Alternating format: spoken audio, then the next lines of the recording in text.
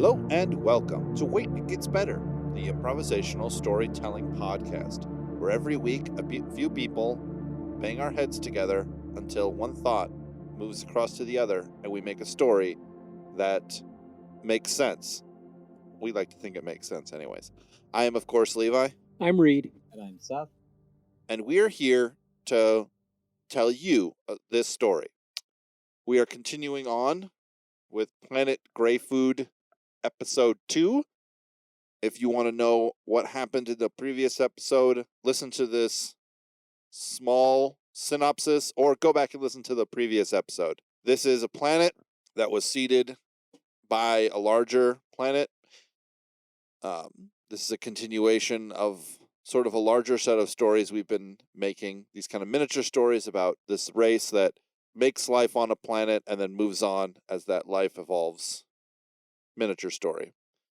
There are two factions of people on this planet. One is more of a tribalistic system, and one is sort of a little bit more advanced. They're at war with each other. They used to be sort of the more technologically advanced, with kind of lording over the sort of more tribalistic, but there was a sort of a moment of rebellion where they kind of rebelled against. The key notes on this world is that everyone subsists on this specific mineral. You can sort of gain nutritious benefit from eating normal food, which most people do, but you have to have this sort of, I think we determined that it was kind of a gray it doesn't have any sort of name or taste or anything. It's just a gray mineral that you can get from everything.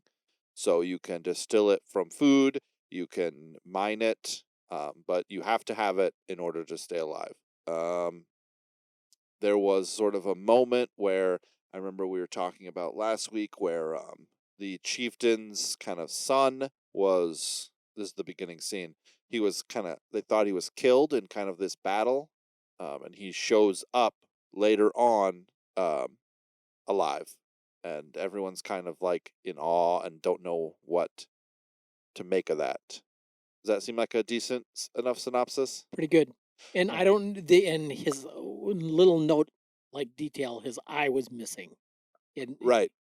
There was just a couple of key features that they had said, this is definitely him, because we saw things like his eye get, injured, and so they know that this is him, but somehow he kind of made it back, and he had a message that he was from the other side, like the people over the mountain, and they had kind of sent him back to accomplish something.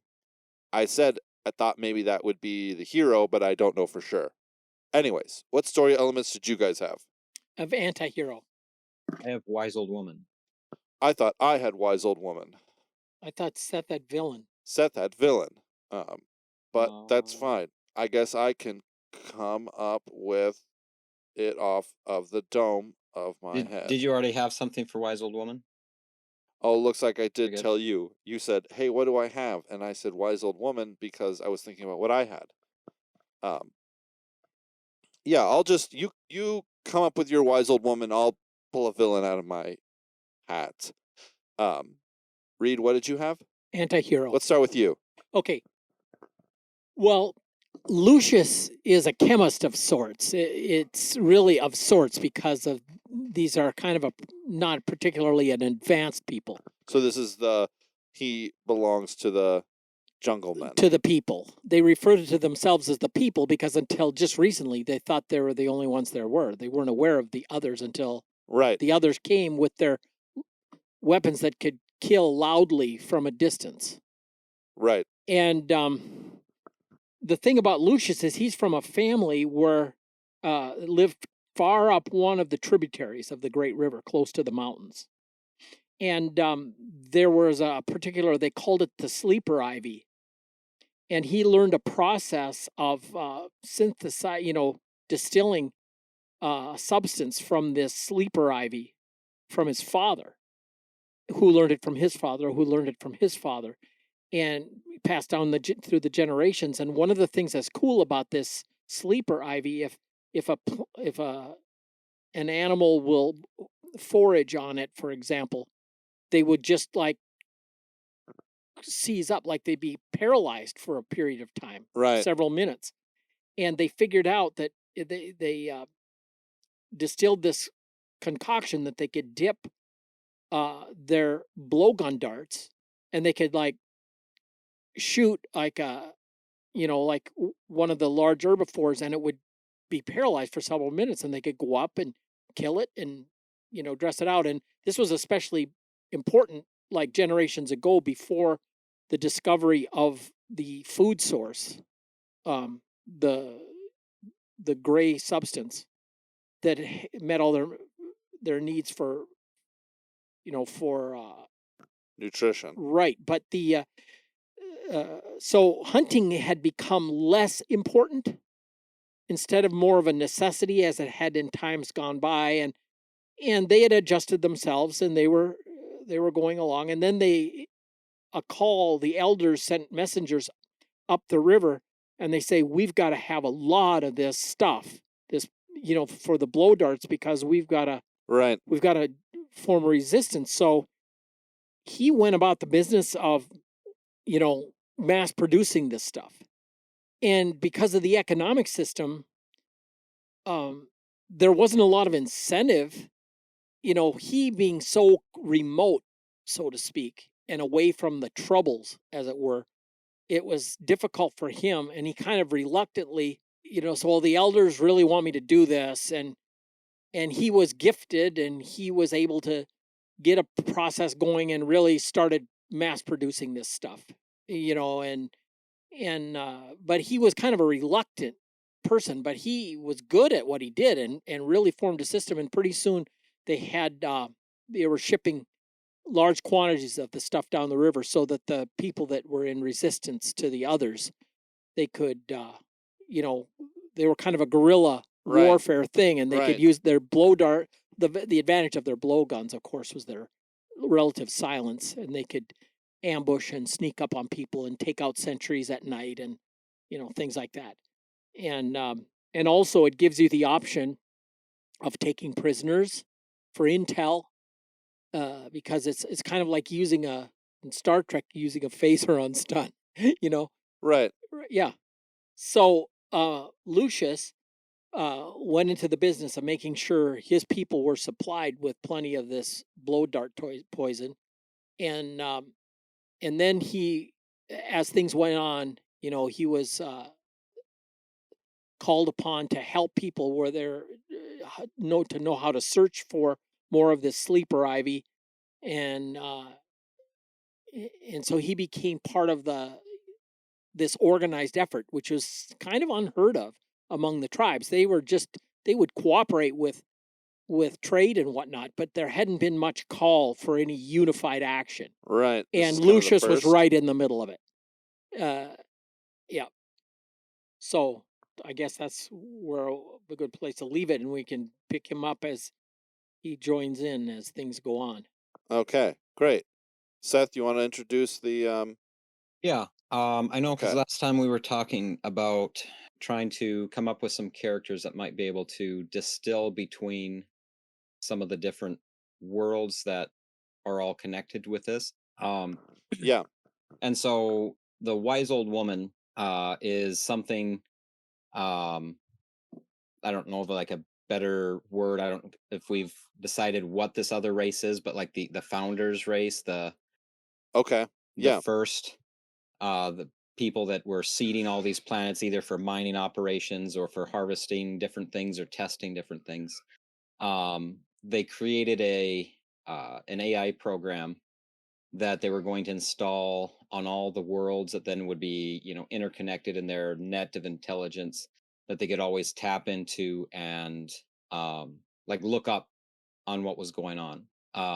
However, they had hooked it up to use kind of the way we would understand solar energy, but most of the time when solar power or solar energy is filtered through the atmosphere, I don't know if this is scientific. So any scientists out there that would understand if I'm full of it or not, because I'm half making this up, please, send us an email or hit us up on Twitter, Yes. and let me know that I should go study some science books. But anyways, on this theoretical idea for science, um, the sunlight, or like the rays that reach most planets, as far as like what we would understand using solar energy, is just like a heat transfer, Right. um, or simple simple energy that's coming through.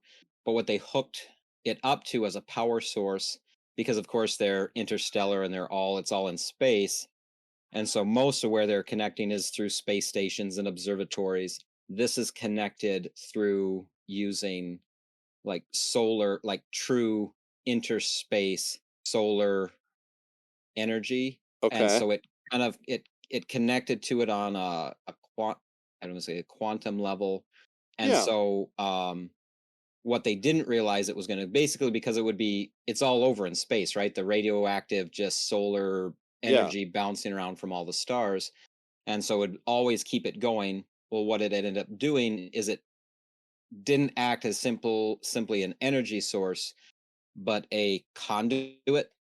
And so at the speed of light, but not just at the speed of light from one end of the universe or the whatever to the other, as Yeah. fast as light could travel through the solar radiation from one point to another, it would already instantly be sending out the next bit, same speed. So it could communicate. I don't know if it makes sense, but it would like instantaneously travel through all the solar rays throughout the inner. So probably like black holes would be almost like a dead zone, Right. right?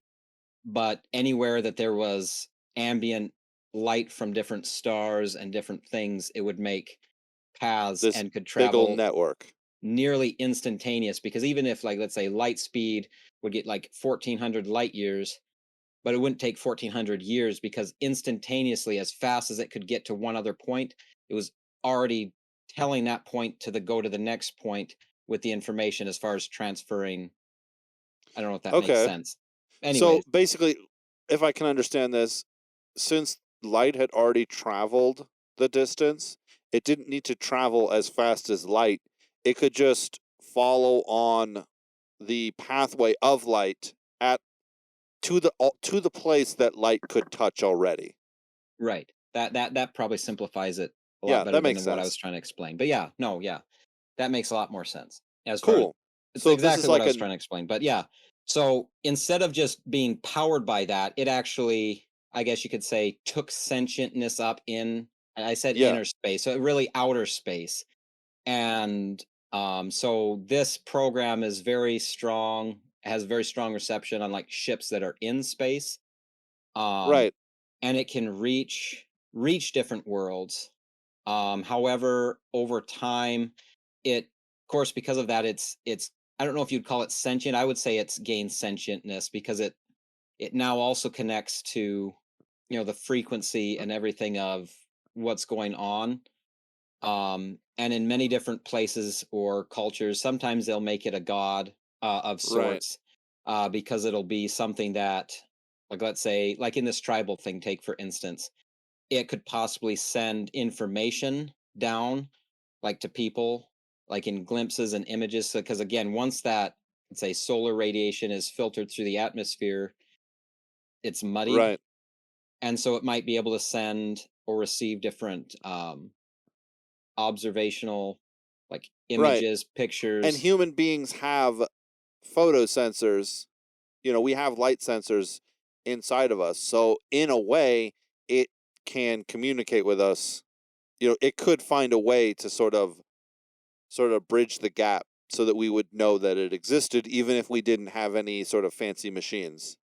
Right. And it would be just kind of something like in a tribal situation, would be like, oh, I heard from the spirits and they told me such and such, and I Right, saw right, on the right, horizon, kind of stuff like that. But really, it's this, observational AI that's, watching or interplacing information to either direct uh different things. And sometimes what it's directing isn't always, because it's now expanded over this, it's its own, I guess you should say, own consciousness now. yeah. And so some of it'll report some things, whether this founding race is still around. I would say somewhere there is an AI, body that it inhabits, or it can take over certain, computer systems and, Yeah. create I guess say image or interactive personality for itself as they would have. Well, if you think about, do you remember what was her name? Jane from the Ender series? Yeah, She lived on the Ansible, right? She didn't exactly live in any one particular computer. She just lived on the spaces, the networks between planets, Yeah. you know? So it could be the same thing for this AI where it was birthed in this huge network. You think about it, you can, especially since this AI can sort of be everywhere at once. It can basically live by sending and receiving data back and forth. Yeah. It can right. send protocols and receive protocols and initiate those, and that can be the sustaining force. It could have a body. I mean, it's your story element. You can do whatever you want, but it doesn't necessarily have to I'm just saying, like, if in you don't different want it times, to. because if it's a character that we can use to Oh, to pop connect in things and out, together. in one Yeah, yeah, story, yeah. someone might be interacting, they might not ever know it's an AI, but it's, Right, materialized and can become a character that's interacting in an observational, sending, receiving, that's a right, wise old woman. So it's like someone that in any of these stories would be like, oh, they know a lot of things. And, and so they always seem to know something that's going on, and know what's relevant or not relevant right, right, without, let's say, playing a hand to be more powerful than they might seem to be or not seem to be, but in what is right. necessary for each different world's development. So it's, yeah. Um, And as far as a name, do we want it to have a name or? I mean, it's up to you. I don't care. Okay. I'd come up with Sev. So an initial identification for it being 53V. 53V, yeah, and then adopt Sev as it gains the necessity to think of itself as a Yeah. individual. Cool, I like it. So it could be kind of like a digital, like the shepherd, sent to watch over all the planets that the race has seeded. Right. That's kind of cool. I like it. Yep. So, villain, he doesn't. His name isn't. It isn't. He is of the founding race. He doesn't have a name that anyone can understand because his race has sort of moved past the place. But when he, with his telepathic mind, forces your brain to see him speaking, right, as a way so that you don't go insane when he talks into your head. So he basically psychically, I'm looking at Reed right now, but he basically psychically looks over at someone and then they see his mouth moving and they hear him talking. He calls himself Victor. Um, he represents the farthest along that this founding race has gotten, all of the advantages and the pitfalls. So he's 5 feet tall, gray skin, no hair, big black eyes. Kind of your Asgard for the Stargate fans or Little Gray Man visage. Having spent so much time in a genetic gutter, with so much technology to sustain themselves, this is what they call peak sort of, not humanity, because they never started out as human, but peak life form. He is here on the planet because his ship crashed here. This planet wasn't supposed to get access to the stores and the bunkers and the sets of information yet, but he needed to get access to it before, in order to repair his ship. That was probably 5 or 10 years before the people came over the mountain. He found a clan, a group of people living their own life, developing themselves in a way completely separate from the jungle tribal system. And he has summarily converted them over into ultra militaristic, ultra violent people groups. He has stripped away any culture that they have developed themselves. He has destroyed all internal systems that they had to regulate anything. He has turned them into just an appendage for him. And he was basically, because he knew them. He remembers. He knows how to activate these people. He knows how to turn their genetics and make them more powerful. He knows how to do all that.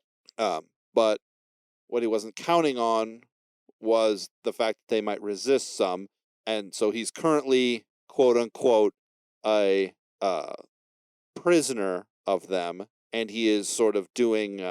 He's manipulating them from inside of his quote unquote prison. He sort of turned them into this kind of ultra military force, and then they kind of had this uprising, and they're all still doing his bidding, but they just don't know it now. So at some point, I imagine someone from the villages down in the jungle will be captured and brought to a prison and imprisoned with this guy, and Victor has done it this way so that he can indoctrinate them without them sort of getting in the way, without them sort of being suspicious of what he kind of gets them to do. He is a scientist. He is he has no morals. He has no qualms. This planet was seeded with humans.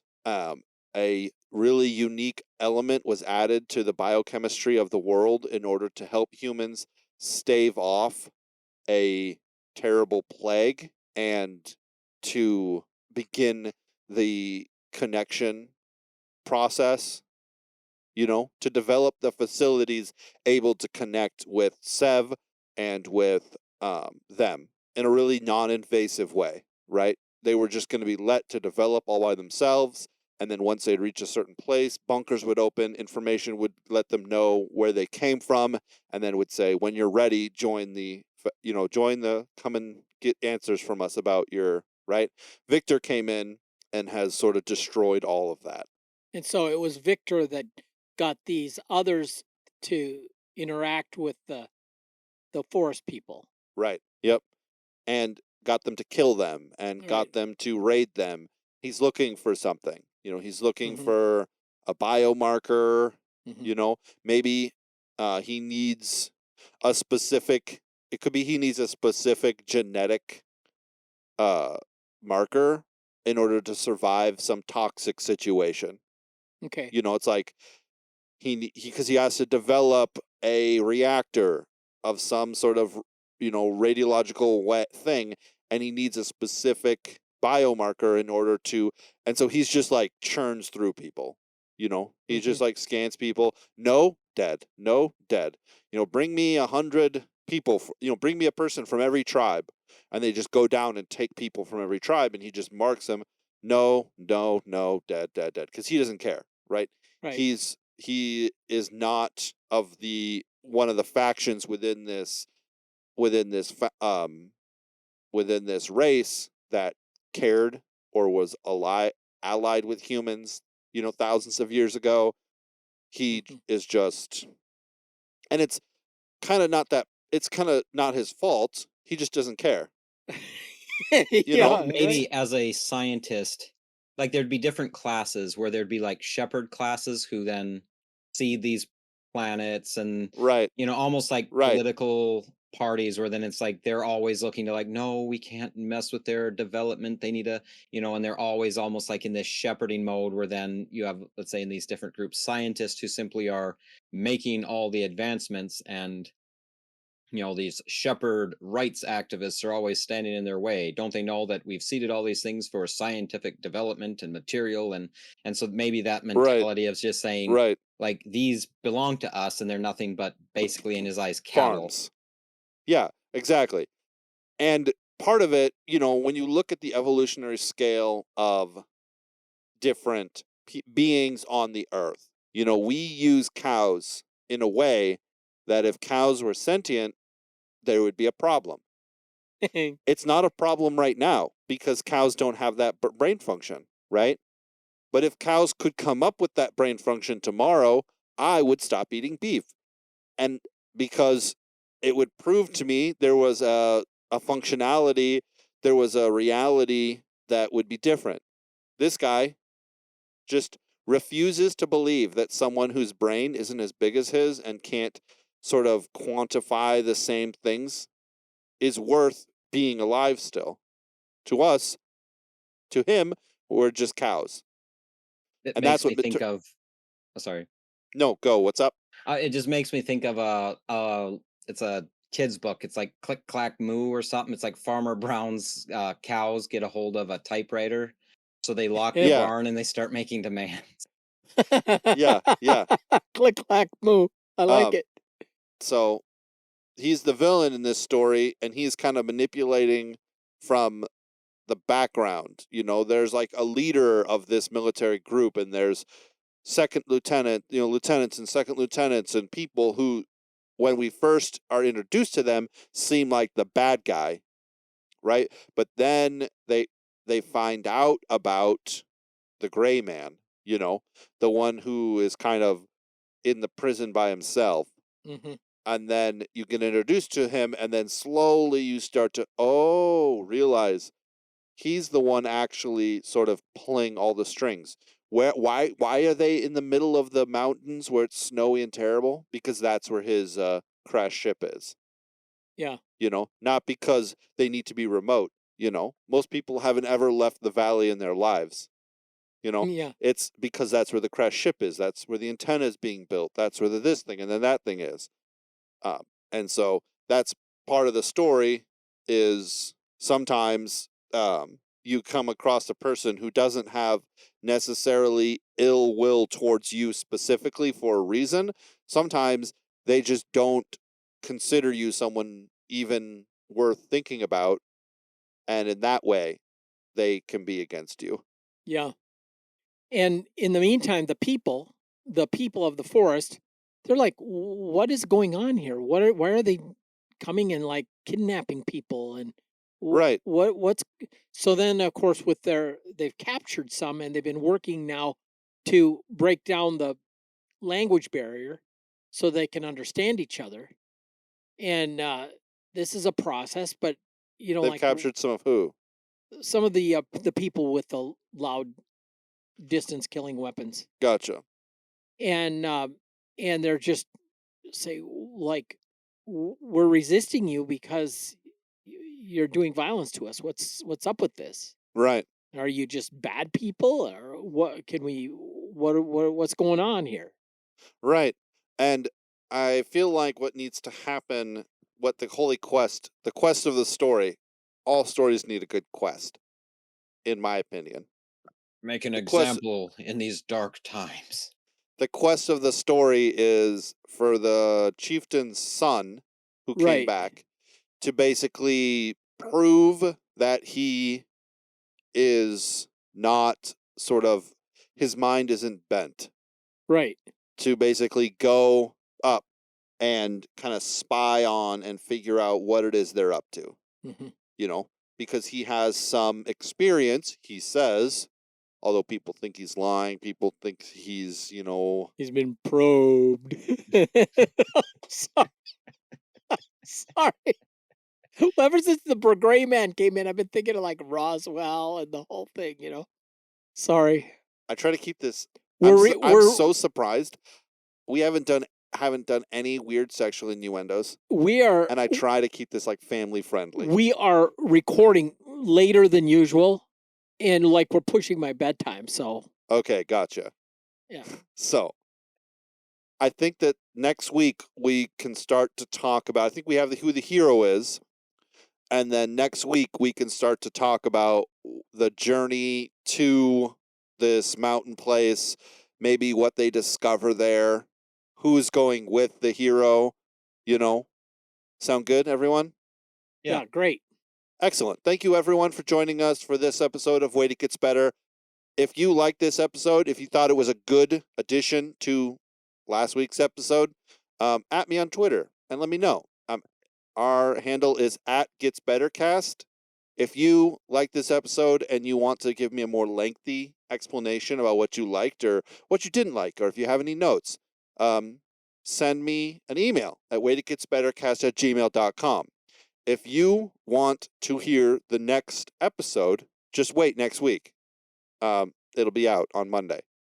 Thanks, everybody. Bye.